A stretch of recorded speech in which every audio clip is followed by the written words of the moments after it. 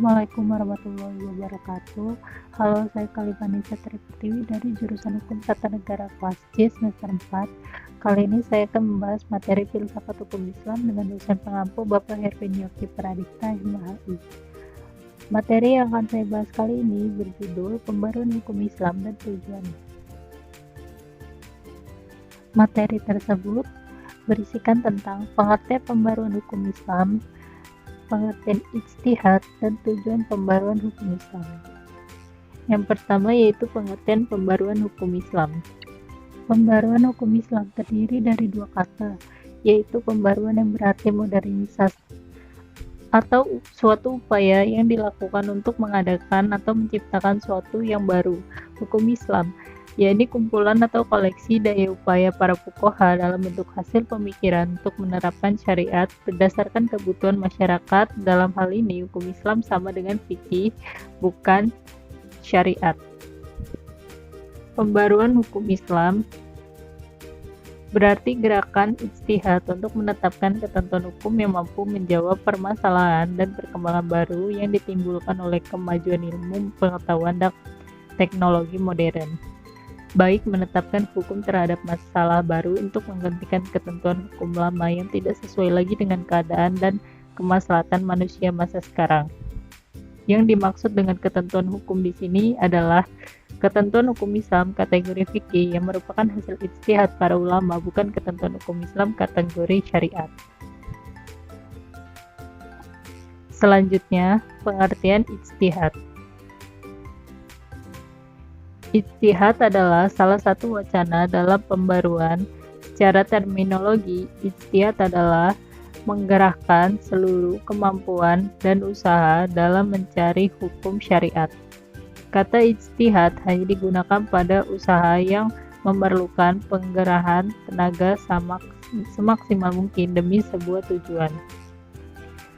Pembaruan juga dapat dilakukan dengan usaha-usaha pentaktikan. Dengan usaha-usaha pentaktikan akan terlihat keaslian dan kemurnian ajaran Islam. Cara ini lebih mudah dibandingkan dengan ijtihad, meskipun cara ini barangkali termasuk dalam wilayah ijtihad.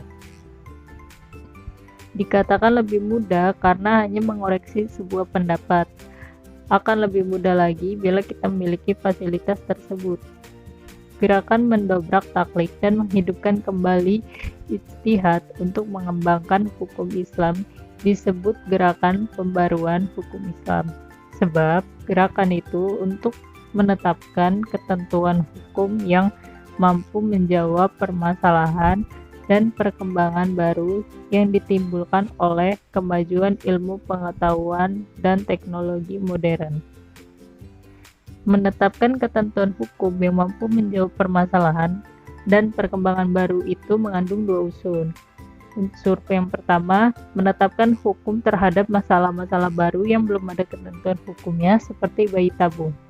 Kedua, menetapkan atau mencari ketentuan hukum baru bagi suatu yang sudah ada ketentuan hukumnya, tetapi tidak sesuai lagi dengan keadaan dan kemaslahatan manusia masa sekarang. Contohnya, ijtihad ulama sekarang ini telah memperbolehkan perempuan. Ijtihad ulama terdahulu menetapkan bahwa perempuan tidak boleh menjadi pemimpin atau kepala negara. Selanjutnya, tujuan pembaruan hukum Islam. Pembaruan hukum Islam merupakan suatu keharusan, bahkan kewajiban yang mutlak. Pembaruan atau modernisasi berarti berpikir dan bekerja menurut fitrah atau sunatullah yang hak. Sunatullah telah menjintawakan dirinya dalam hukum alam, maka untuk menjadi modern, manusia harus mengerti terlebih dahulu hukum yang berlaku dalam alam tersebut. Karena keterbatasan kemampuannya, manusia tidak sekaligus mengerti apa itu sunatullah, melainkan sedikit demi sedikit dari waktu ke waktu. Sejak awal, hukum Islam sebenarnya tidak memiliki tujuan lain kecuali kemaslahatan atau keadilan. Ungkapan bahwa hukum Islam dibentuk demi kebahagiaan manusia lahir dan batin dan duniawi ukhrawi yang sepenuhnya mencerminkan kemaslahatan manusia.